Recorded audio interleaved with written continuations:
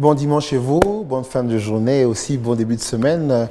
Nous sommes très heureux une fois de plus d'être là devant vos écrans. Nous, c'est bien sûr Théla et moi, votre humble serviteur Gaël Roufoum, pour ce nouveau numéro de votre émission que vous aimez tant. Cette émission qui nous bénit, cette émission qui exactement nous parle seul de Jésus-Christ. Jésus-Christ au centre de toutes choses, Jésus-Christ au centre de nos vies, au centre de nos travails, au centre de nos familles, au centre de nos exploits. Nous venons parler de Jésus, donc c'est une émission évangélique peut-être pour ceux qui, pour la première fois, nous suivent. Et moi, encore, comme je l'ai dit, c'est votre humble serviteur Gaël Roufoum. Ce soir, je ne suis pas seul, je ne serai pas seul comme d'habitude. Je suis là avec notre grâce de notre chère et belle province, notre grâce de notre chère et belle ville, Kolwezi. Elle sera avec moi, cette grâce. Elle va encore nous parler de la part du Seigneur d'une façon tout comme d'une autre. Nous l'avons reçue maintes fois sur ce plateau depuis que l'année a commencé, peut-être, si je ne me trompe pas. Elle nous a bénis aussi à sa façon. Certains l'apprécient pour son caractère et sa façon de parler. Il va nous parler, puisque c'est un homme, il va nous parler de la part du Seigneur ce soir. Mais bien avant tout, nous aimerions d'abord bénir le Seigneur à travers un chant qui va accompagner le thème de ce soir, un chant qui va nous bénir, un chant qui bénit déjà plusieurs sur les différentes plateformes de réseaux sociaux. Il s'agit bien du chant de notre sœur Choisie Bassolois. Nous l'écoutons et nous revenons plus tard.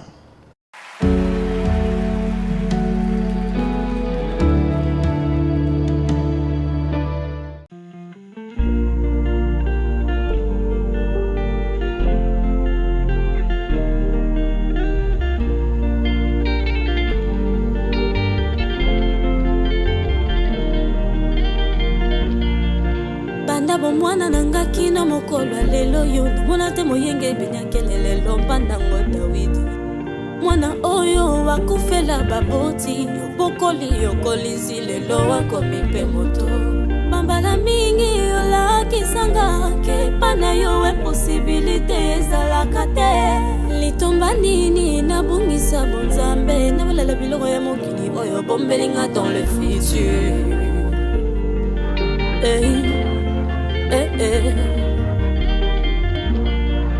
Oui, le monde me présente ses réalités, mais en vrai, ce n'est pas la vérité. Le plus important, n'abattre la bonzambe, yangondo yebisingai, naluka en premier. À quoi ça sert de gagner tout ce monde et à la fin de perdre ma couronne? À quoi ça sert le succès et la gloire? Et au ciel de ne pas avoir de place. Le plus important pour moi dans ma vie,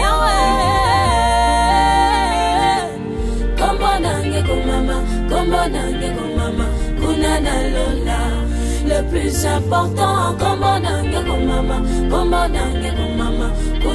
lola. Oui, l'essentiel, kunana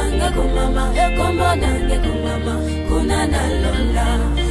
Nandimi boya kokauka kasina ba tela botambe nandimi nazanga nanga nyonso kasina lola nazuwa ya motuya okende bapoto komata mituka peto izana ngoma bete kasina luka yo primo kolata Chanel yo chiyamba moto likambo te mabende kosuka na moto.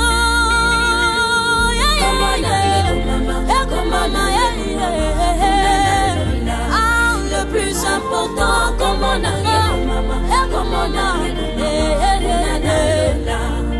l'essentiel, le plus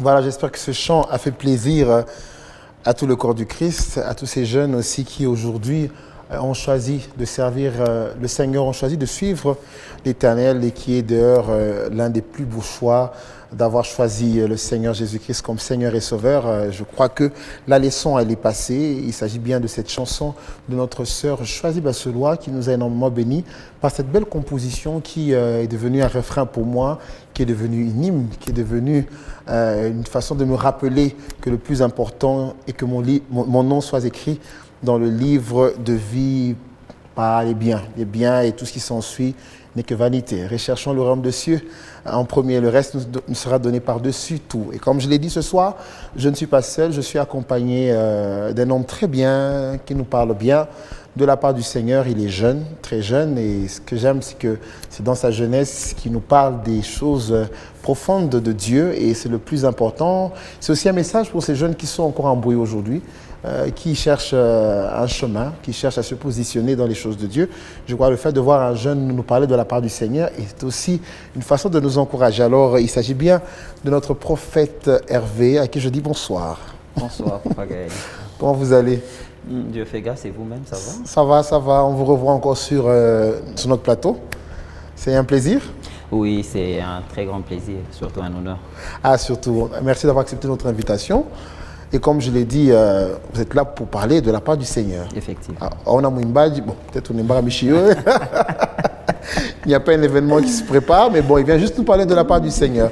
Parce qu'entre-temps aussi, il faudrait que nous continuions à évangéliser, car la moisson elle est tellement grande et la télé nous permet exactement d'atteindre, pourquoi pas des milliers, puisque Mikoba est suivi un peu partout, n'est-ce pas? Partout. Alors, avant que nous puissions continuer avec vous, parce que là, je vais vous présenter juste. Alors, j'aimerais que nous puissions passer à une rubrique que j'aime bien. Il s'agit bien de parcours. Alors là, je vais juste vous poser une question. Je crois que vous serez même surpris, mais vous allez quand même nous répondre à cette question et ça sera après cette transition.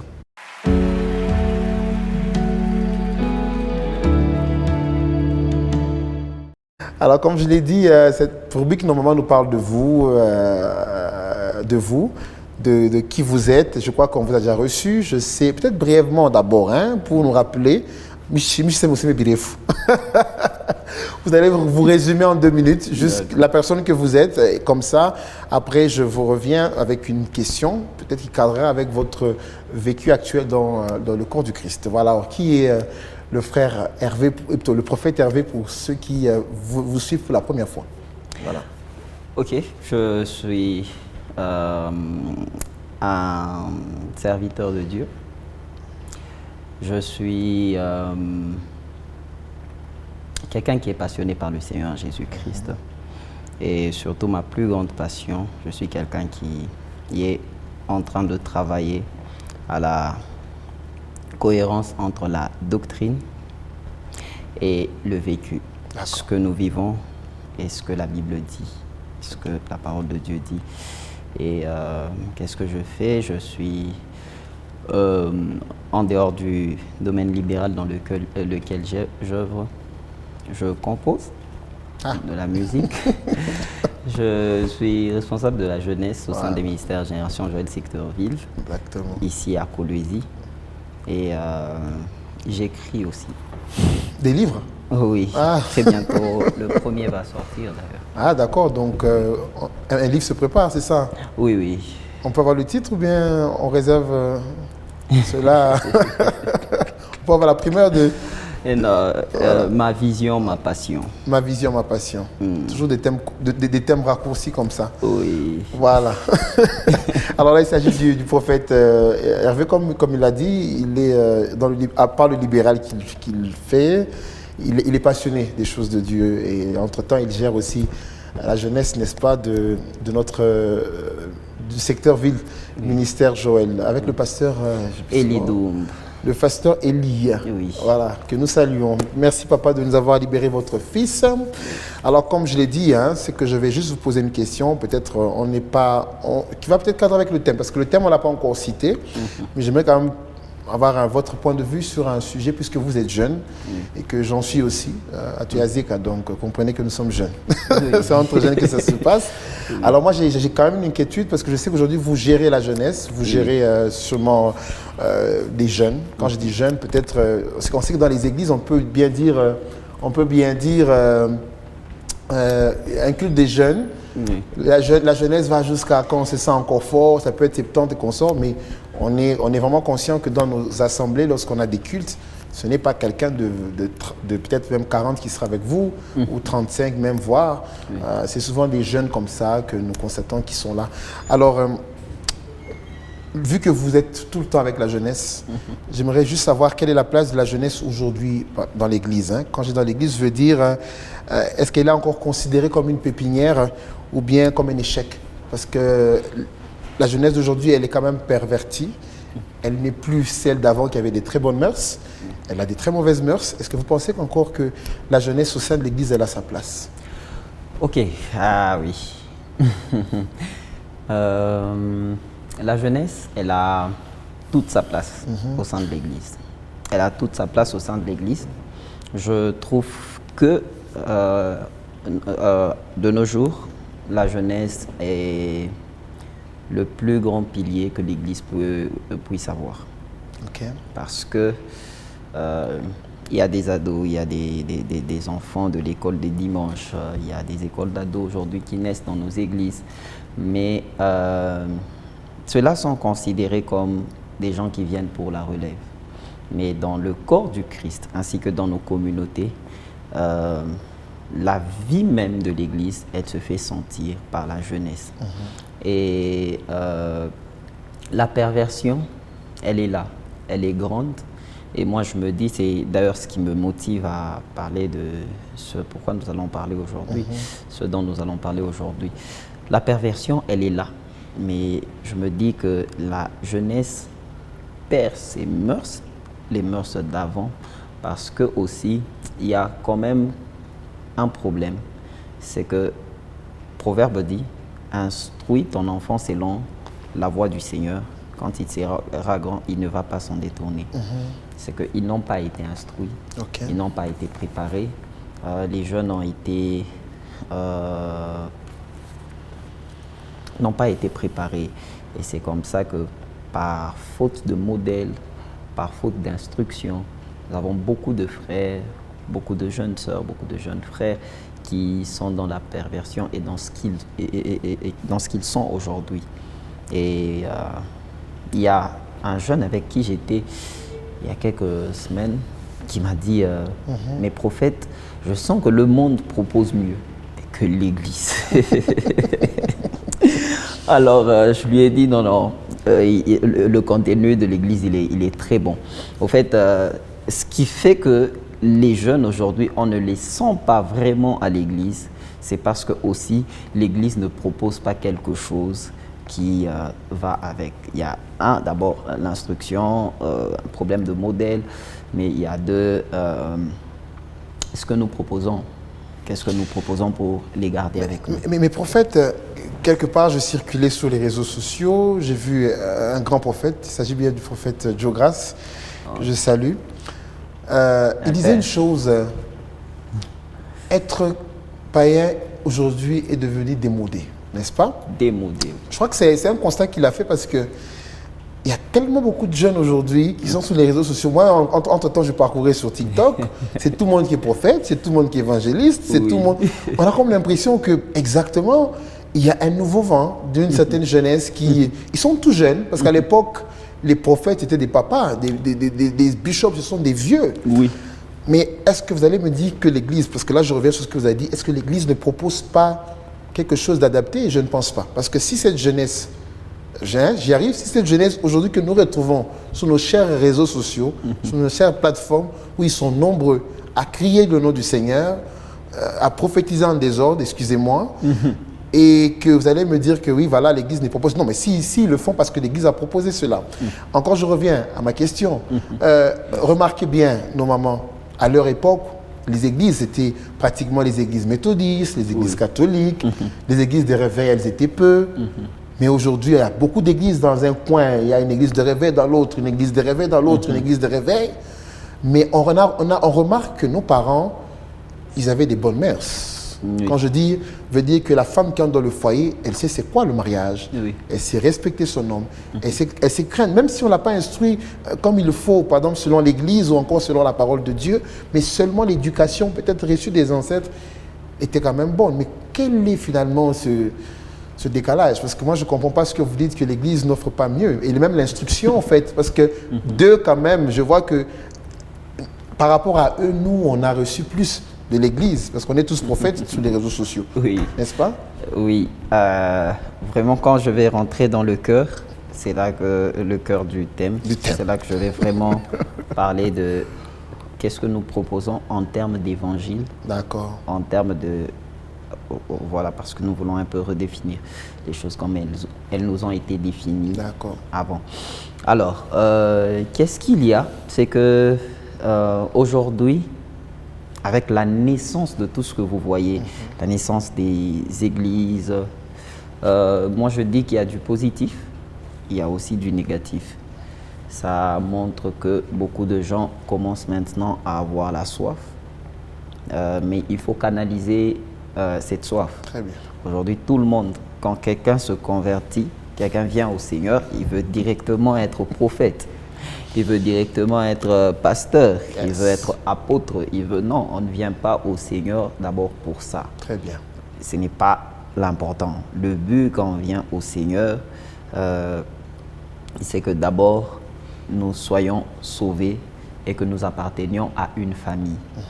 Donc, quand nous appartenons à la famille, maintenant, il y a un palier à franchir. Il y a ce qu'on appelle l'appel ou la vocation. Tu as cru, maintenant, qu'est-ce que tu vas faire? Alors, la vocation, c'est au niveau de la vocation. Vous allez vous rendre compte que tout se joue au niveau de la vocation. Beaucoup de gens viennent au Seigneur. Et quand quelqu'un vient au Seigneur, à l'église, on lui dit directement, il faut servir le Seigneur. Qu'est-ce qu'il entend par servir le Seigneur? Il entend passer à la chair, il entend chanter, il entend, alors que le chant est très vaste. Chacun est appelé à servir le Seigneur dans un domaine comme dans un autre. Et c'est comme ça que, quelque part, négativement, nous avons aussi des églises qui naissent comme ça. Parce que quelqu'un, par frustration, il s'est rendu compte qu'il n'y a pas de place pour lui à la chair de son église. Il va ouvrir une autre église, quelque part dans un coin de rue. Non, ce n'est pas ça vraiment le but pour lequel nous croyons au Seigneur. Ce n'est pas vraiment... Même prêcher, on ne peut pas prêcher que par des versets. Je peux vous donner l'exemple de plusieurs personnes. Nous prions avec un frère qui a gagné beaucoup de marchés ici à Kolwezi, que je vais d'ailleurs inviter en ce mois de mai à la jeunesse. Et ce frère-là, il est chef d'entreprise. Il prêche aussi quelquefois. Il est aussi dans le corps pastoral, mais vous sentez que son plus grand impact, il l'est quand il est dans la société. Très bien. Donc, son plus grand impact n'est pas quand il est à la chair. Il y a des gens qui auront de l'impact à la chair, et il y a aussi ceux qui auront leur impact dans la société. Il y a des gens qui sont appelés pour équiper ceux qui iront dans la société afin de gagner le monde. C'est ça. C'est ça. Donc, je trouve que nous sommes vraiment sur une planche où l'Église nous dit quoi? Moi, on m'a toujours dit il faut servir le Seigneur.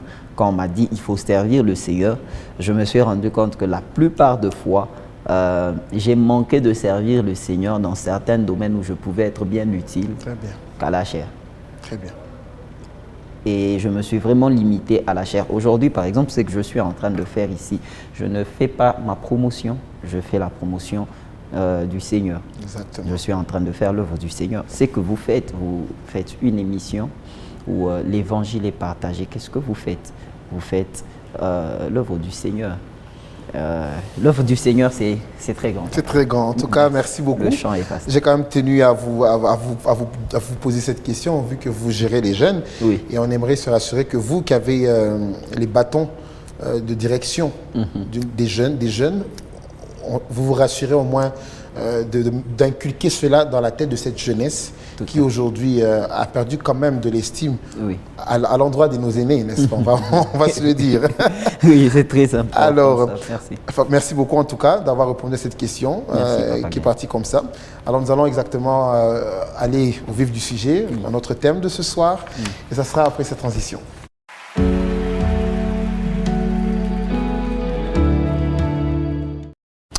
Alors, comme je l'ai dit, c'est une émission évangélique. Nous venons parler de la part du Seigneur et lui-même, le prophète l'a dit, il y a aussi une façon de servir Dieu. Et ce que nous faisons, c'est aussi servir Dieu pour exactement ramener des âmes à lui et pourquoi pas peupler la famille dont il parlait. Alors ce soir, il s'agira d'un beau thème.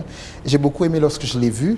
En tout cas, merci de nous l'avoir amené encore ce soir parce que c'est vraiment important de comprendre de quoi il s'agit. Et voilà, il s'agit bien de redéfinir la crainte de Dieu. Redéfinir la crainte de Dieu. Ce qui a une définition sûrement et qui a été mal comprise.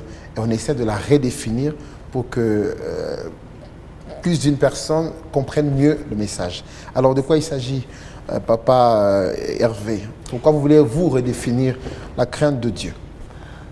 Alors, déjà, pour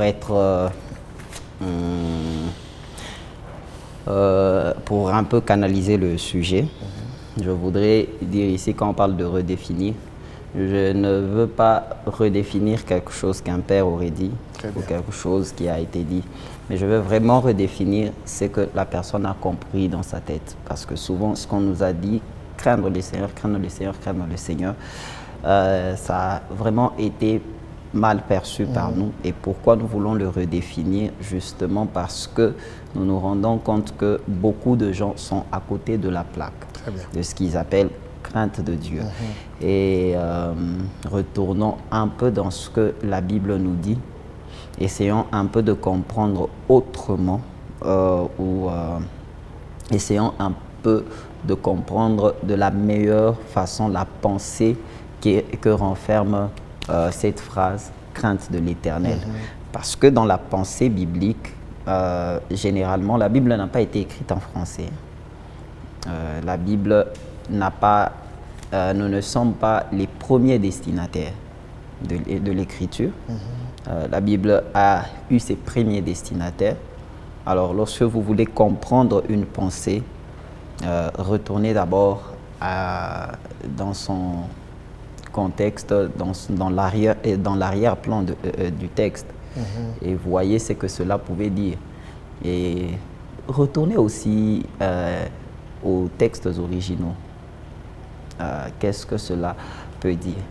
Alors, j'étais en train, comme je vous dis, j'étais en train d'écrire et depuis un temps, je suis en train, passionné par l'écriture, j'écris quelque chose, j'écris les fondements, j'écrivais sur les fondements d'une vie chrétienne réussie.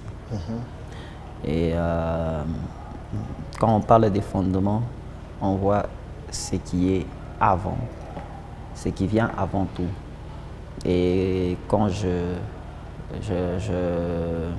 j'écrivais sur le fondement, je suis tombé sur un texte, l'un des très grands fondements, c'est que la Bible dit la crainte de l'Éternel est le commencement de la sagesse. Le commencement de la sagesse, parce que l'un des plus grands piliers d'un chrétien, d'un enfant de Dieu, de toute personne qui veut réussir sa vie, c'est la sagesse. Et j'ai voulu vraiment comprendre c'était quoi la sagesse et surtout c'était quoi la crainte de l'Éternel. Si la crainte de l'Éternel, c'est par là que commence la sagesse, alors c'est quoi la crainte de l'Éternel? C'est quoi? Parce que quand vous allez dans une autre écriture, dans 1 Jean 4, 18, la parole est en train de dire que l'amour parfait bannit la crainte, chasse la crainte. Et je me suis posé bien de questions, je me suis dit, pourquoi est-ce que ici on dit que l'amour chasse la crainte, mais ici on nous dit que la crainte de l'Éternel, c'est ça même, le début de la sagesse. C'est là que commence, craindre Dieu, c'est là que commence la sagesse. Donc, quelqu'un ne peut pas se dire être sage s'il ne craint pas Dieu. S'il ne craint pas l'Éternel, il n'est pas sage. Mais là, on nous dit que l'amour vient chasser la crainte. Certains prédicateurs ont dit, extrémistes un peu, comme on appelle ceux qui sont dans l'extrême grâce, ils disent qu'il n'y a plus à craindre parce que nous vivons dans l'amour. Et dans l'amour, il n'y a pas de crainte. En tout cas. Et ici, on nous dit encore dans Romains 8, je pense, c'est le 16e verset qui dit « On n'avait pas reçu un esprit de crainte. » Vous comprenez? Romains 8 dit que l'esprit que vous avez reçu, ça n'est pas un esprit de crainte. C'est quoi alors la crainte dont on parle? Et pourquoi je veux redéfinir la crainte de l'Éternel? Parce qu'il y a deux types de crainte dans la Bible. Il y en a plusieurs, mais il y a vraiment deux types de craintes principales, majeures dont la Bible parle. La première crainte, c'est la crainte qu'on appelle phobos. Phobos, c'est un terme grec duquel même en français on parle de phobie. Ok. Oui. Quand on parle de phobie, c'est quoi la phobie? C'est une peur. Une peur, ouais. Oui. Il y a une crainte qui est une peur. Mais la peur de quoi? Ce n'est pas la peur de Dieu, mais la peur du jugement. Yes. Alors, quand la Bible dit l'amour parfait bannit la crainte, le terme qui est utilisé là-bas, c'est phobos. Donc, ça veut dire que l'amour parfait chasse la peur du jugement. Ok? La terreur. Dieu ne vient pas pour nous terroriser. Quand on dit vous n'avez pas reçu un esprit de crainte qui vous ramène à la servitude, ça veut dire que vous n'avez pas reçu un esprit de peur de jugement. Parce que la servitude, c'est l'esclavage, en fait. Tu as peur que ton maître te juge. Tu as peur de recevoir un jugement, une sanction. Tu as peur d'être châtié. Tu as peur d'être puni. Et c'est la peur même que nous retrouvons dans le jardin d'Éden, Genèse 3, 10, je crois, si je ne m'abuse. La Bible parlant d'Adam, elle dit que Adam, lorsqu'il commet le péché, il eut peur. Et qu'est-ce qu'il a fait? Il s'est caché. Et Dieu a commencé à chercher Adam. Est-ce que c'est Dieu qui a dit à Adam de se cacher? Pas forcément. Mais Adam a eu peur. Il a eu peur de quoi? Du jugement. Yes. Parce que l'Éternel a dit que tu ne mangeras pas de ce fruit. Quand tu vas manger, qu'est-ce qui va arriver? Tu vas mourir.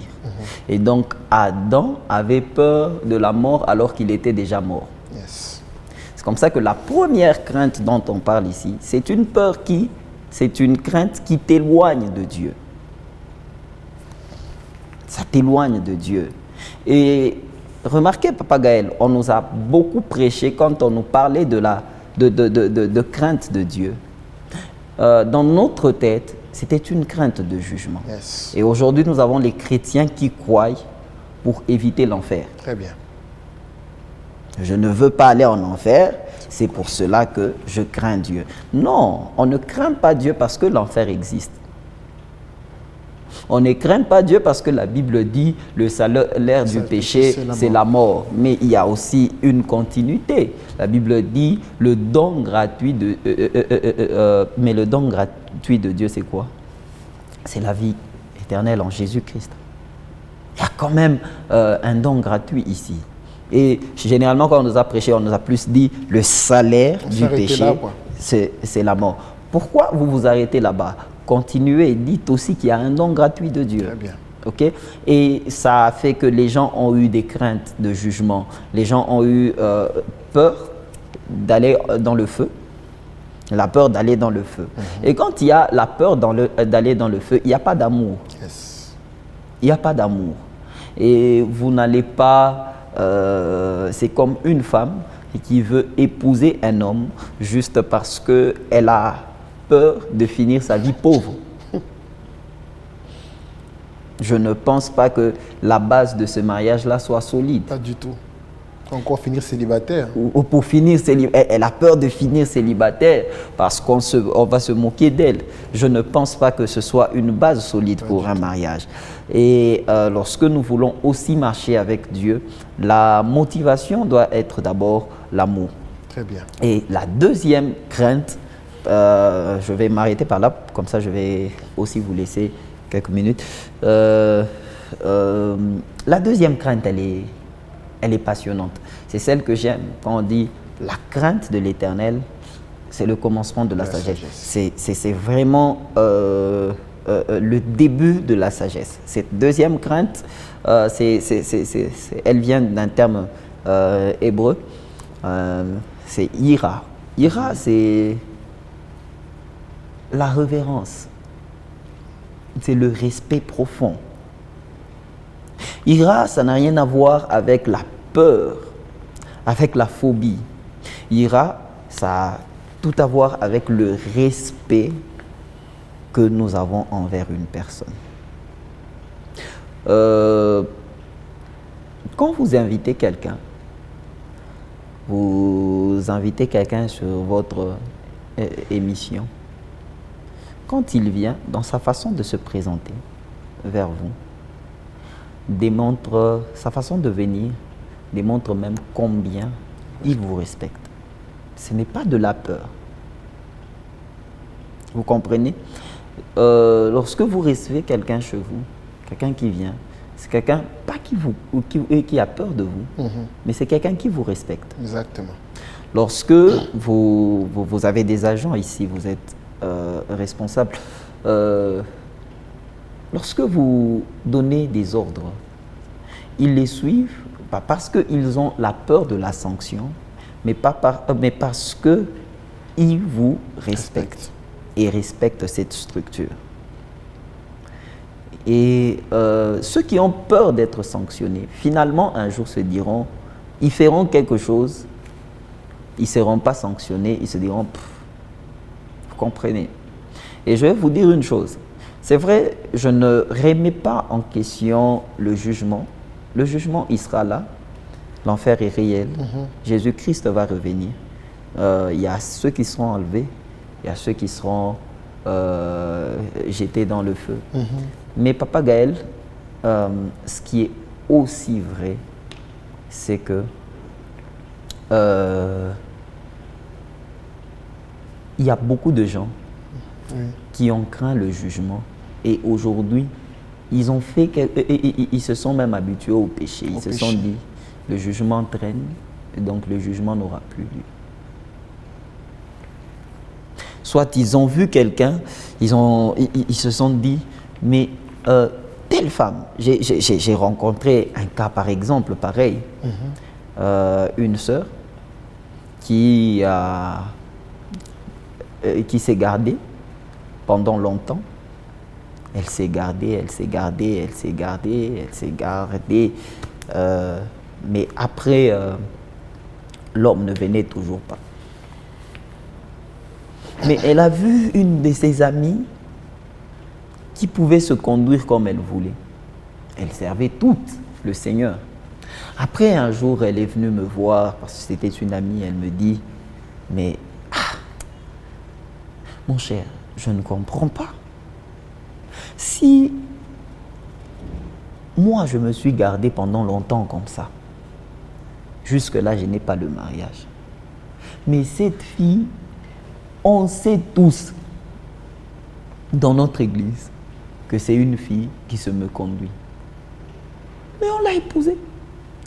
Je lui ai dit, au fait, tu ne t'es pas gardé pour un mariage, mais tu t'es gardé parce que tu honores Dieu. Yes. Et beaucoup de gens, c'est ça, dans leur tête, il y a un jugement.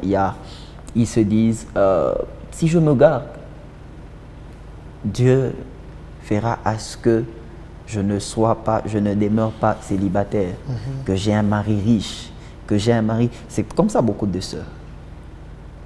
J'ai même vu, même un frère, il sert le Seigneur, il dit, mais comment est-ce que moi qui ai servi le Seigneur pendant tout ce temps, je suis tombé sur une femme qui a connu des hommes.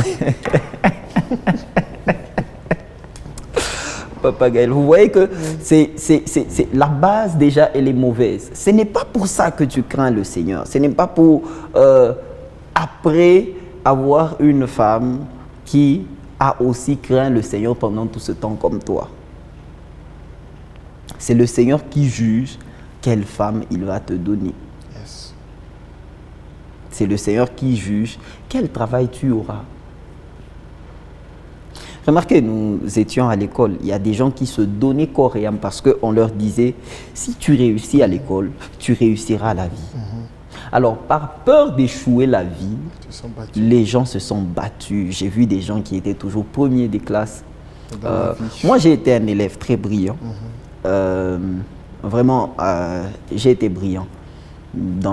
Mais ne vous en faites pas, aujourd'hui, je vois des gens qui étaient moins brillants que moi, mais qui brillent dans la vie aujourd'hui. Là est notre réalité. Voilà, vous comprenez. Il y a eu un préjugé dans la tête. On s'est dit que si tu réussis bien à l'école, tu vas bien réussir dans la vie. Ce n'est pas ça. C'est pas aussi. Alors, les motivations pour lesquelles nous craignons le Seigneur, nous le craignons par respect ou par peur de jugement. Nous le craignons par amour pour lui ou par peur de jugement. Qu'est-ce qu'il y a? Qu'est-ce qui vous motive? Et ici, on dit le commencement de la sagesse, c'est ça la crainte de l'Éternel, le respect de l'Éternel, le respect profond, la révérence. Et celui que tu respectes, quand tu respectes l'Éternel, juste par respect de l'Éternel, je n'ai pas besoin qu'on m'ajoute un autre motif, qu'on me dise que si tu crains l'Éternel, tu seras riche. Non, je n'ai pas besoin de ça. J'ai juste besoin de craindre l'Éternel parce que c'est quelqu'un que je respecte. C'est quelqu'un que j'aime. Ma motivation, c'est juste ça. Ce n'est pas que, oh non, vous savez, hein, j'ai suivi une prédication, un prédicateur, heureusement, gloire au Seigneur, je ne peux pas donner l'exemple d'un père, c'est vraiment un frère de même génération, tout ça, mais un peu plus âgé que moi.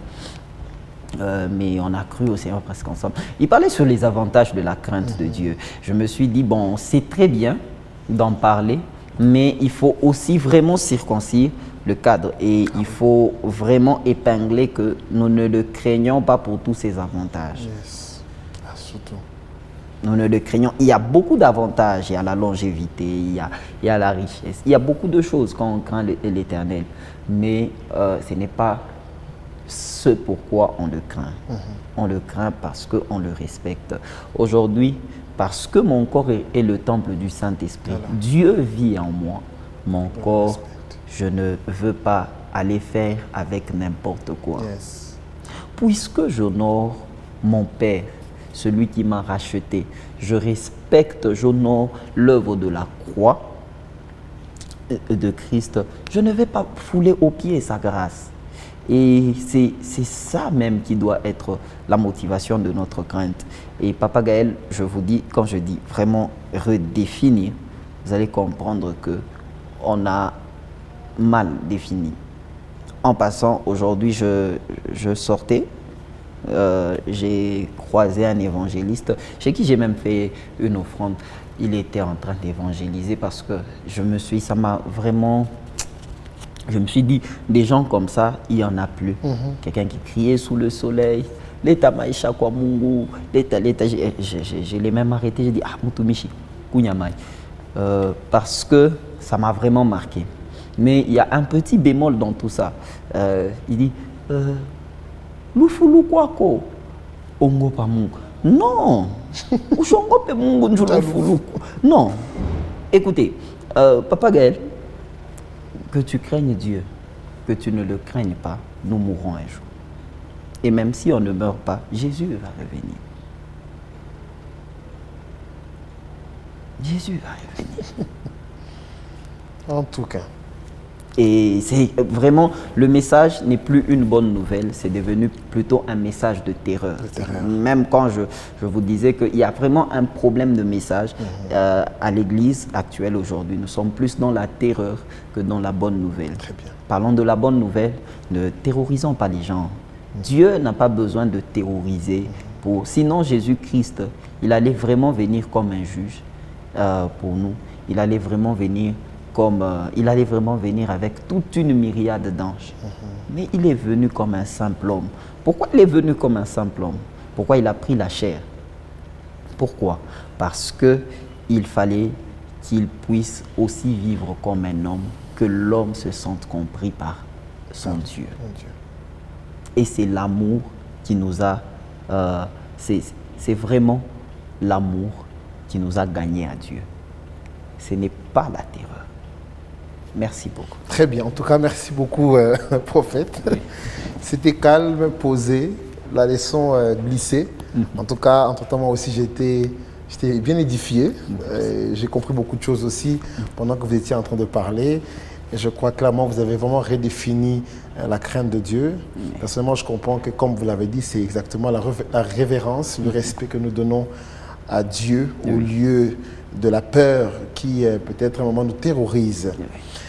Mais prophète, je crois que pendant que vous étiez en train de parler, je ne me mets même pas à la place de cette personne qui vous regarde. C'était ces deux catégories de personnes qui vous regardent. Peut-être il y a une catégorie qui se dit, mais bon, ça va les bandes tout bal. Il y a certaines personnes, hein, moi je vous dis, un peu comme on dit, que ce livre de la loi ne s'éloigne pas la jour et nuit. Et dans la parole de Dieu, il y a beaucoup d'instructions. Hein. Il y a beaucoup d'instructions. Il faudrait peut-être pour certains veiller sur les orphelins, veiller sur les veuves.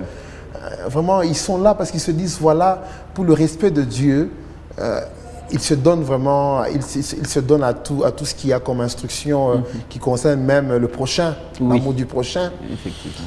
Bon, ils sont là parce que c'est par révérence exactement, ils craignent Dieu par révérence, comme vous dites. Mais entre-temps, leur vie à côté, elle est un peu à redouter. Dans le sens où on se dit, mais... Et puis on se pose souvent des questions, mais par contre, on a orphelin, on a veuve, mais il est. Et remarquons, mais ce sont ces personnes qui sont le plus bénies. Ne pensez-vous pas que ce genre de leçon, c'est ce qui fait que certaines personnes dans des églises, et des hommes de Dieu bien sûr, des bergers, se disent non, il faut qu'on parle exactement de cette crainte qui est la peur. La terreur. La terreur. Oui. Et ne pensez-vous pas que cet évangile de crainte qui est terreur égale terreur, comme vous l'avez dit, c'est quoi? Phobie. Phobo, yeah, bref. Ne pensez pas que cet évangile est en train d'aider, par exemple, les chrétiens à ne pas tomber dans la débauche, par exemple, parce que comme on est là, c'est en tout cas, Niki Foboucharat Yapa. Le salaire du péché, bref. Donc, en fait, ne pensez-vous pas un peu comme le blanc nous a eu avec la parole de Dieu, parce qu'il nous colonisait, que cela aide aujourd'hui les églises peut-être à maintenir leurs brebis, à éviter d'avoir une église des fornicateurs et quoi que ce soit. Et alors, vous, qu'est-ce que vous voulez leur dire? Que non, on ne prêche pas ça. Ils sont peut-être un peu pas d'accord avec ce que vous dites. Alors, d'après vous, qu'est-ce qu'on pourrait se dire à ce moment-là? Parce qu'il y a deux exemples. Il y a celui qui fait tout bien, selon les instructions, mais sa vie, ça ne va pas. Mais l'autre, par exemple,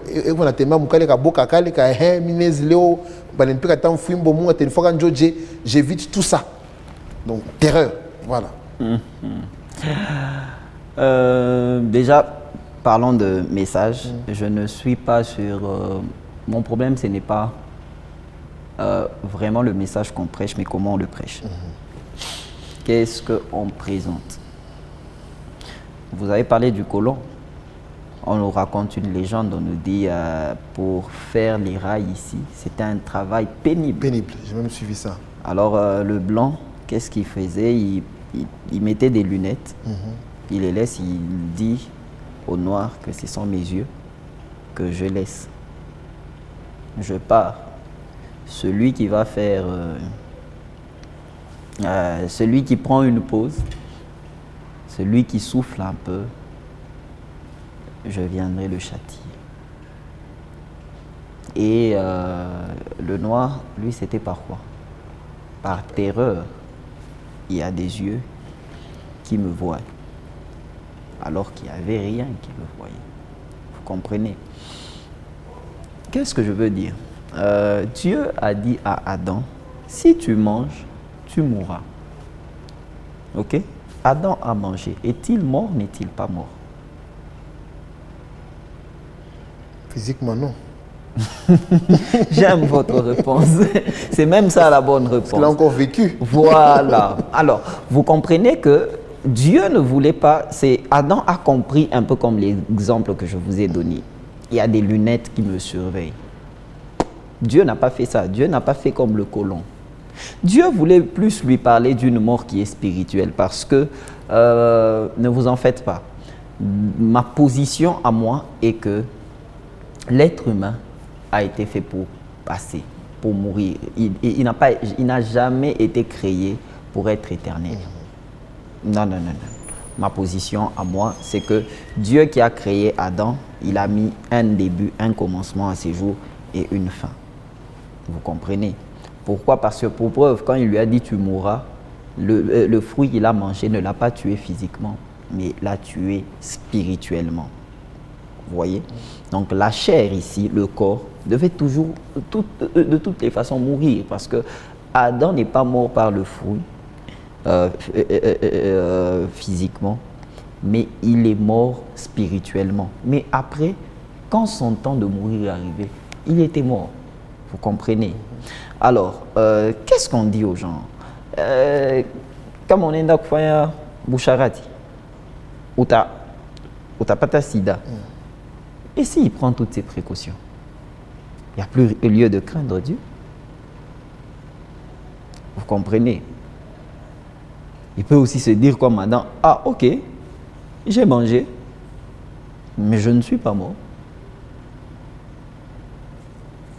Ok, donc, Koufa Boucharati, ou t'as fait ta sida. Ok, comme ça je prends mes précautions. Avant de faire ça, je me protège. Avant de faire ça, tout ça, il y a des précautions pour tout ça. Vous comprenez? Comme on a fait une vie, kama unaiba, Mungu atakutoka. Non, il y a des choses. Le problème, il faut plus parler aux hommes de leur communion avec Dieu. Très bien. Les mettre face à leur communion avec Dieu. Le Dieu que vous respectez, le Dieu que vous honorez, ne veut pas ça. Ok? Quand vous faites ça, la mort dont Dieu a parlé à Adam, c'était la mort de la communion avec Dieu. Très bien. L'homme a été créé comme un poisson.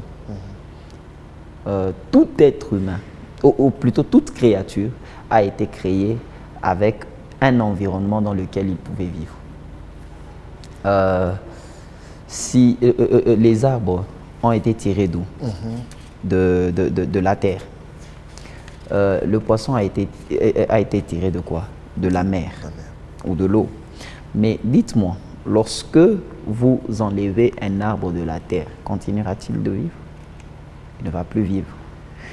Lorsque vous enlevez un poisson de l'eau, continuera-t-il de vivre? Il ne va plus vivre. Et l'homme a été tiré de Dieu. Lorsque vous brisez votre communion avec Dieu, vous ne vivez plus.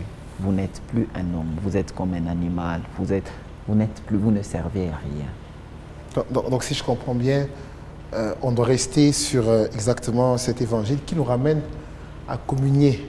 Oui, avec Dieu, c'est le plus important. Dieu, c'est le plus important. Et je voudrais aussi souligner quelque chose ici. Quelques minutes, parce que nous sommes en okay. temps, oui. D'accord.